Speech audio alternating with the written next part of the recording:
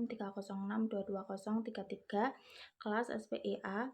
Halo Bapak Adip Aunila Fasya MSI beserta teman-teman semuanya.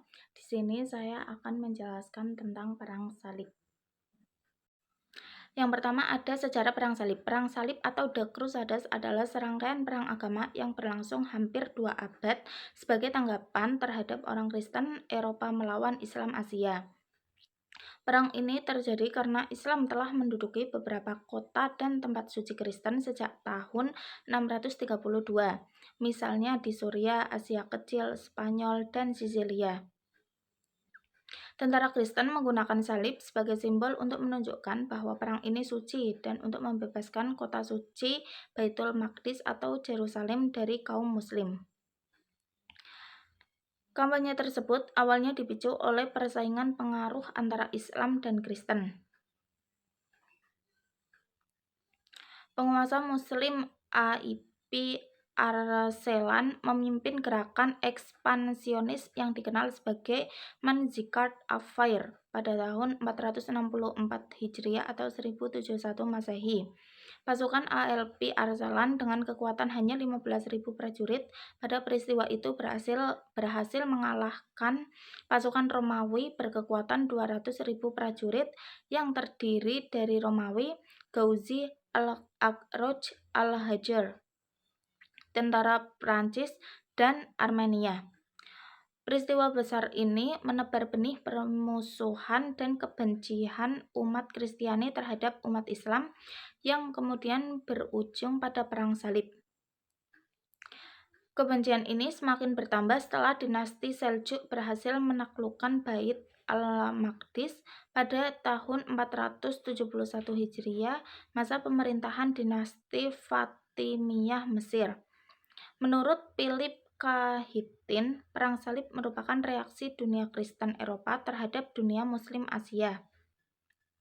Dari perspektif lain, Perang Salib dipengaruhi oleh keinginan militer Teutonian untuk menjelajah. Namun, alasan langsung Perang Salib tersebut adalah permintaan dari Kaisar Alexius Komnenus pada tahun 1905 kepada Paus Urbanus II. Kaisar Bizantium ini meminta bantuan Romawi karena wilayah kekuasaannya yang terbentang di sepanjang pantai laut Marmara dihancurkan oleh Seljuk. Memang, kota Konstantinopel, pusat kekuasaan Romawi, terancam jatuh ke tangan kaum muslimin.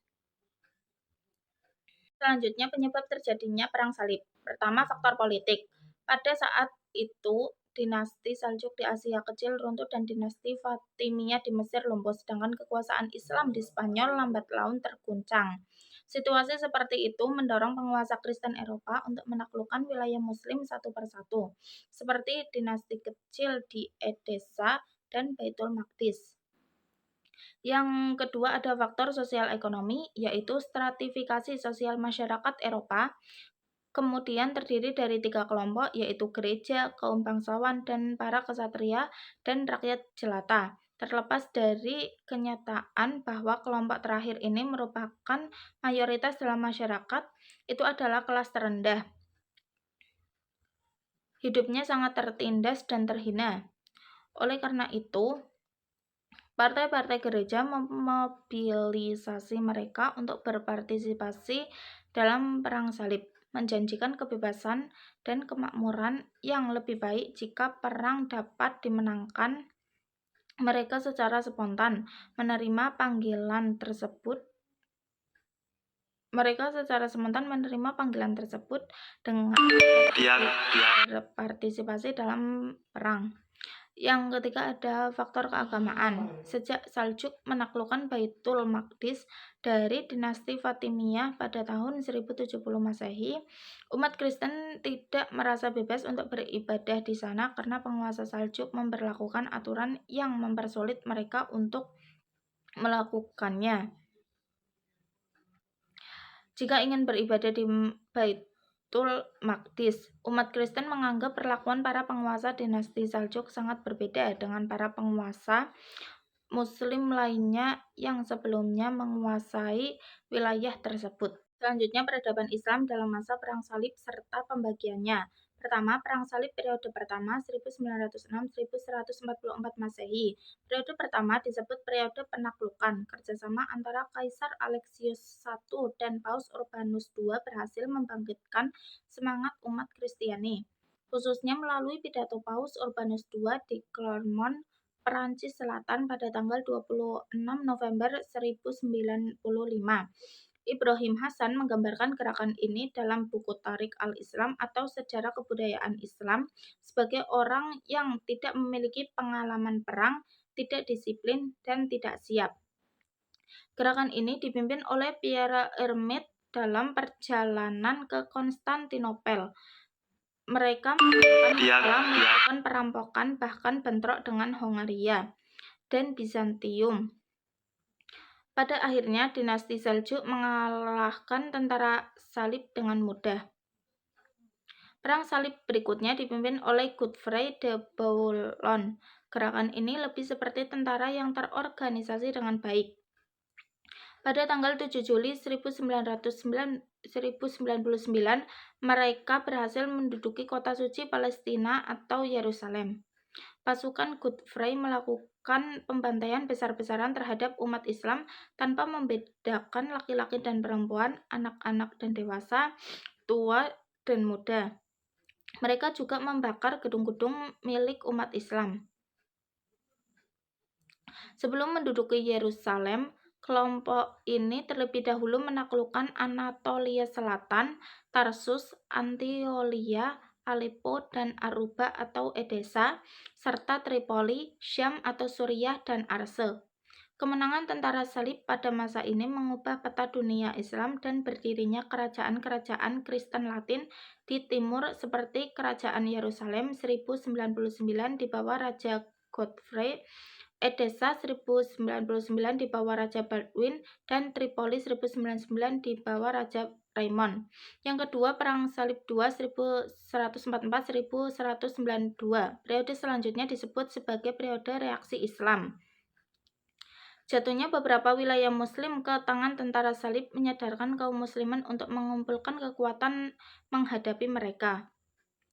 Di bawah komando Imaduddin Zhang, gubernur Mosul, kaum Muslim maju untuk menghalau serangan tentara Salib.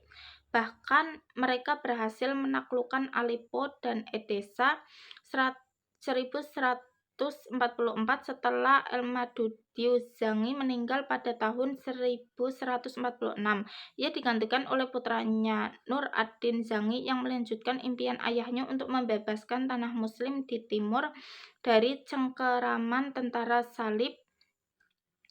Kota-kota yang berhasil dibebaskan adalah Damaskus 1147, Antioli 1149, dan Mesir 1169. Kemenangan umat Islam terutama setelah munculnya Salahuddin Yusuf al-Ayyub atau Salat di Mesir yang berhasil membebaskan Baitul Maqdis pada 2 Oktober 1187. Keberhasilan umat Islam tersebut mendorong tentara Salib mengirimkan ekspedisi yang lebih kuat.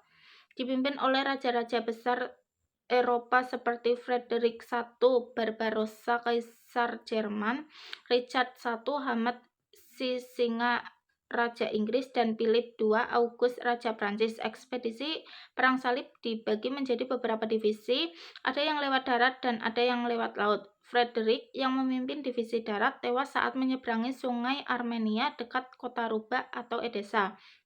Sebagian besar prajuritnya kembali, kecuali beberapa orang yang melanjutkan putra Frederick. 2 divisi angkatan laut lainnya bertemu di Sisilia. Mereka berada di Sisilia pada musim dingin. Akhirnya, karena kesalahpahaman, mereka meninggalkan Sisilia secara terpisah. Richard berjalan ke Siprus dan mendudukinya, lalu pergi ke Syria atau Syam, sementara Philip langsung pergi ke Ars dan pasukannya bertemu dengan pasukan Saladin, mengakibatkan pertempuran sengit. Namun kemudian pasukan Saladin memutuskan untuk mundur dan mengambil tindakan untuk mempertahankan Mesir. Dalam situasi seperti itu, pihak Richard dan pihak Saladin setuju untuk membuat gencatan senjata dan perjanjian. Inti dari perjanjian damai adalah bahwa interior milik Muslim dan Kristen yang berziarah ke Yerusalem dijamin perdamaian.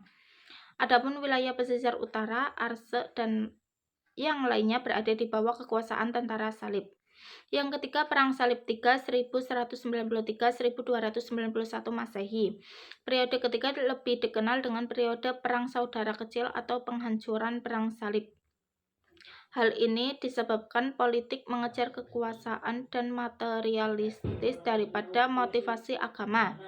Pada masa itu muncul seorang pendekar wanita yang terkenal gagah berani dari kalangan umat Islam, yaitu Syajar ad-Dur.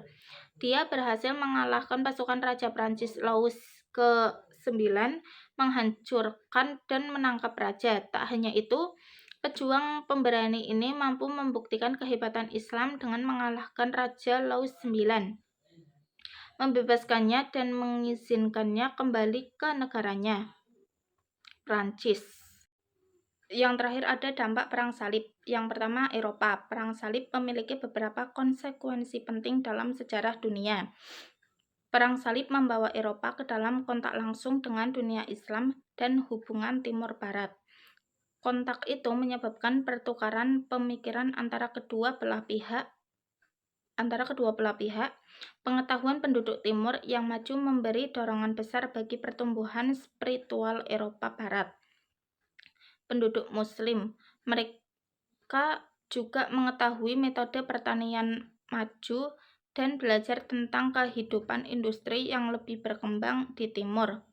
Setelah kembali ke Eropa, mereka mendirikan pasar khusus untuk barang-barang Oriental. Orang Barat mulai memahami kebutuhan akan barang-barang dari Timur, dan karena kepentingan inilah perdagangan antara Timur dan Barat berkembang. Yang kedua, dunia Islam. Secara umum dapat dikatakan bahwa Perang Salib dimenangkan oleh umat Islam, tetapi dampak negatif dari Perang Salib banyak, termasuk ekonomi, karena Perang Salib terjadi di wilayah Muslim. Meskipun umat Kristen tidak kalah, meski kalah dalam Perang Salib, orang Kristen Eropa belajar pelajaran berharga dari paparan budaya dan peradaban maju seperti Islam. Bahkan kebudayaan dan peradaban yang mereka terima dari Islam Timur menyebabkan lahirnya Renaissance di Barat. Selain ekonomi, beberapa dampak negatif dan kerugian dunia Islam akibat Perang Salib adalah sebagai berikut, yaitu yang pertama ada politik. Kekuatan politik umat Islam telah melemah. Dalam kondisi seperti itu, mereka tidak bersatu tetapi terpecah belah. Banyak dinasti kecil independen dari pemerintahan pusat Abbasiyah di Baghdad. Yang kedua ada militer. Di bidang militer, dunia Barat menemukan senjata dan teknik militer yang belum pernah ditemukan di negara mereka sebelumnya, seperti penggunaan bahan peledak untuk melempar peluru, baku tembak di atas kuda. Merpati melatih pentingnya pengetahuan militer dan menggunakan rebana dan genderang untuk menginspirasi pasukan militer di medan perang. Yang ketiga ada industri. Di bidang industri, mereka menemukan tekstil dan aksesorisnya dari dunia Islam, kemudian menemukannya dan membawanya ke negara mereka, seperti muslin, satin, dan damask. Mereka juga menemukan berbagai wewangian, kemenyan, dan gom Arab yang dapat mengharumkan ruangan. Yang keempat ada pertanian. Sebuah sistem pertanian yang sama